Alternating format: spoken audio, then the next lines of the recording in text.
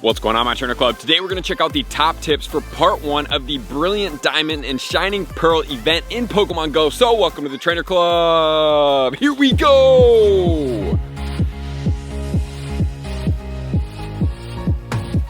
Welcome back, everybody. Let me know in the comments below, are you guys ready to hatch some 7-kilometer eggs? Because I certainly am, because guess what? We have Mime Jr. coming in those eggs, and it's gonna be global for every single person out there. So you may notice one of two things before we get into the video. Number one, you're like, dude, you probably look tired. I am tired.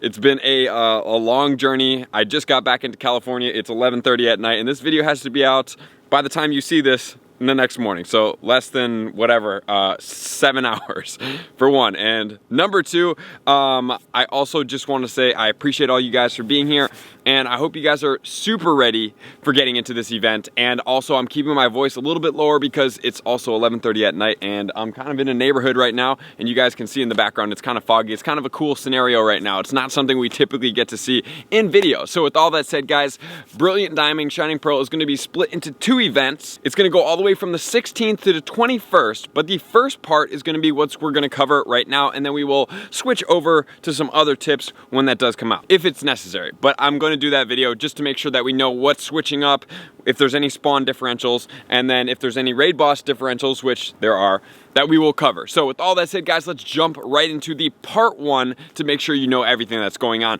which is going to include incubator bonuses, which means you're gonna get half incubator distance for a regular incubator, or you're gonna have 1/3 incubator distance for the super incubators, which translates into the 7-kilometer eggs of 3.5 kilometers for a regular incubator, or 2.3 kilometers for a super incubator. And being that all of the babies are in there and they all have shiny potentials, I am going to be recommending in a tip, and we'll talk about that, about what I would suggest doing with those 7-kilometer eggs. So there are going to be costumed Pokemon coming throughout. We're either going to be getting a red cap, or we're going to be getting a white cap on all of Turtwig, Chimchar, and Piplup, and it's either going to be Lucas's hat or it's going to be Dawn's hat. There's going to be a collection challenge, which is going to give you 1,000 XP, 3,000 Stardust, and a Frostlass encounter. There's also going to be specific stickers and costumes for your avatars to go along with this, and that's then going to lead us into the 16th all the way until the 18th, which is going to be the Brilliant Diamond part of the event. That's going to go all the way from 10 a.m. on the 16th to 10 a.m. on the 18th local time, and the red cap starters are going to be in the wild, and the white cap starters are going to be in field research, and then it's going to switch, which is going to include the wild spawns. We're going to have raid bosses, and we are going to also have other Pokemon populating the field research. So with all that said, now let's get into my top tips, starting off with tip number 1.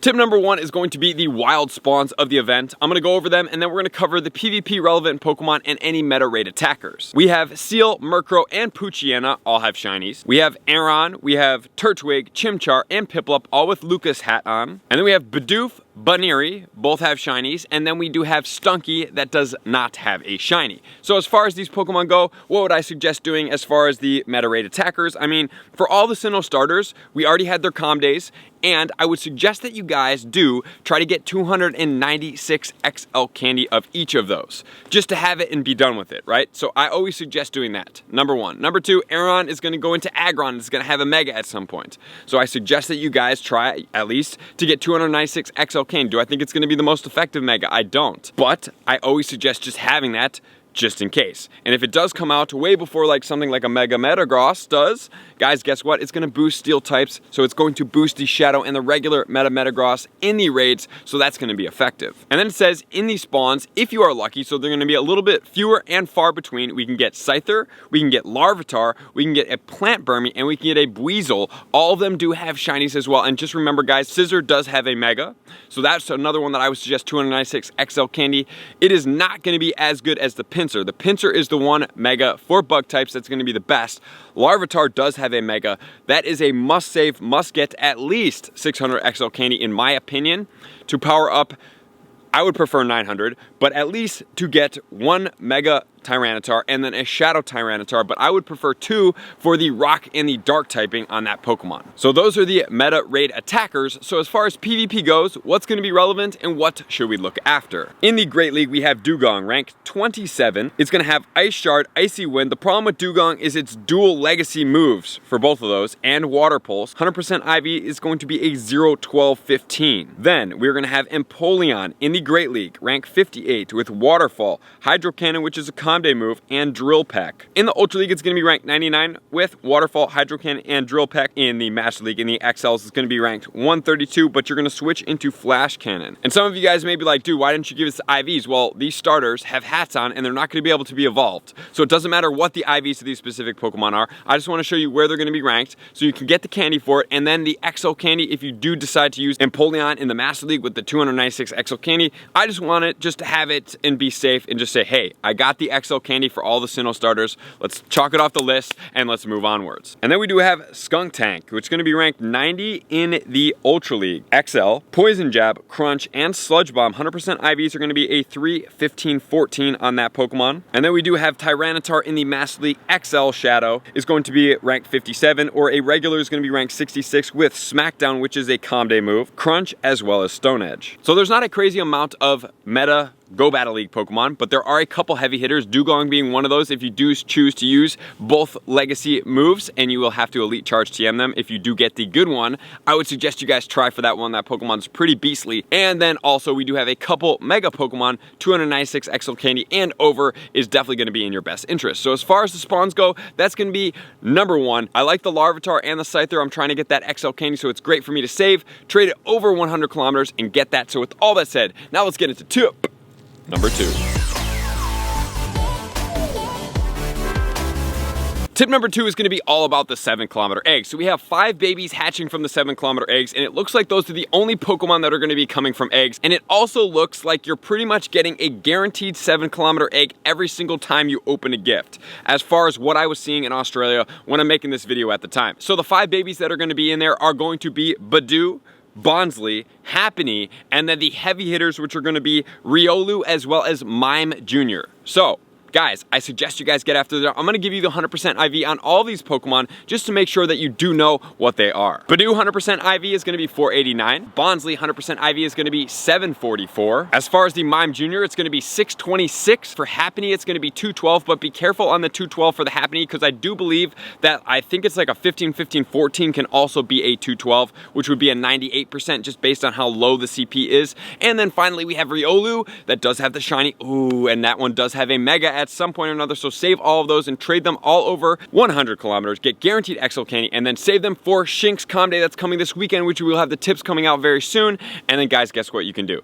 You guys can transfer them for increased 4 times likelihood of transfer XL Candy, and then you're getting more candy as well. 567 is going to be the 100% IV on that Pokemon. And as far as Riolu, it is good in PvP. In the Great League, it's ranked 41 with Counter, Power Up Punch, and Shadow Ball. 100% IVs are 1, 15, 15, and then in the Ultra League Premier, it is going to be ranked 28 with the exact same moveset at a 1, 15, 15 as well. So in order for you guys to get those stats, you're going to have to trade them and knock them down with really low ranked friends. So just make sure to do that if you do want to get that. Do not trade them above Ultra Friends. Preferably it would be like a brand new friend or just one day in, because then you would be able to potentially get that 1, 15, 15. Really cool, but it's rare, but it can happen. But I would prefer that they're all going over 100 kilometers to also get you guaranteed XL Candy. So for me, 7-kilometer eggs are a hardcore go. Make sure to wait until 10 a.m. when the event starts if you're trying to hatch through all the rest of your eggs, because if you don't, you put them on, guess what guys? You're not going to get the increased incubator effectiveness before the event. I know it's advantageous or exciting to try to hatch through, but if you start a 10-kilometer at 9 a.m. and you don't even walk 5 kilometers, you're already losing out by not having it on that super incubator in the event. So I would suggest you guys do wait for that. And if you do want to, you can star piece on these as well. Not the most lucrative one in comparison to the 12-kilometer eggs, but I mean, that's a potential if you're trying to push a bunch of eggs at the same time and get some Stardust. But the main focus is the shinies and the Mime Juniors coming from those eggs. Save all your Mime Juniors, I would say, and hatch a lot of eggs. It's gonna be a lot of fun. I can't wait to do some videos with you guys. So with all that said, let's get into tip number 3.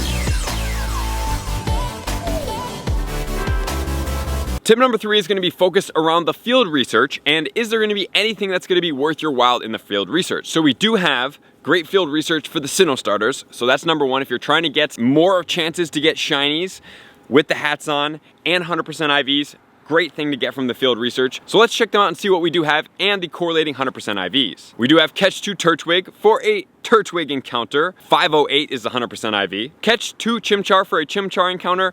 410 100% IV, and then Catch 2 Piplup for a Piplup encounter. Pretty easy to know which one you're getting. 460 is the 100% IV. We do have Trade a Pokemon for a Burmy encounter, which is going to be a Sandy or a Trash. 209 100% IV. We do have Win a Raid for a Bagon encounter. Bagon 100% IV. 495 with a Shiny encounter, and then we have Win a level 3 raid or higher is going to be a Shieldon encounter. 381 for that 100% IV. So the research tasks, relatively easy. Remember, we do have Cresselia that is out. It does know the move Grass Knot, so I did see Leak Duck confirm that. I don't know why I can't find it anywhere. Maybe I'm just tired and I'm reading through it and I'm not seeing it anywhere in the announcement, but yeah, I've seen it on a bunch of raid graphics, so Grass Knot should be coming on Cresselia as well with the shiny, so stack up a couple of those raid ones if you're trying to get a Bagon shiny or a good IV shiny, because remember, Bagon also does have a Mega, so there's a lot of Mega hitting in here that you can save that for. And remember that Shieldon is a great PvP Pokemon, as well as Bastiodon. And Bastiodon is going to be ranked 4 in XL, Smackdown, Stone Edge, and Flamethrower, or 17 Smackdown, Stone Edge, and Flamethrower.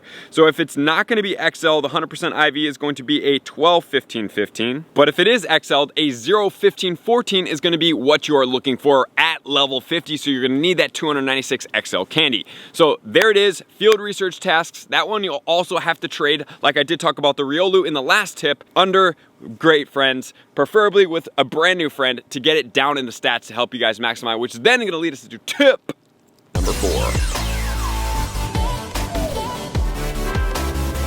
Tip number 4 is going to be focused around the raid bosses. So we do have 1-star raids, 3-star raids, 5-star raids, and a Mega Raid. So let's work backwards. Mega Raid's going to be Lopunny.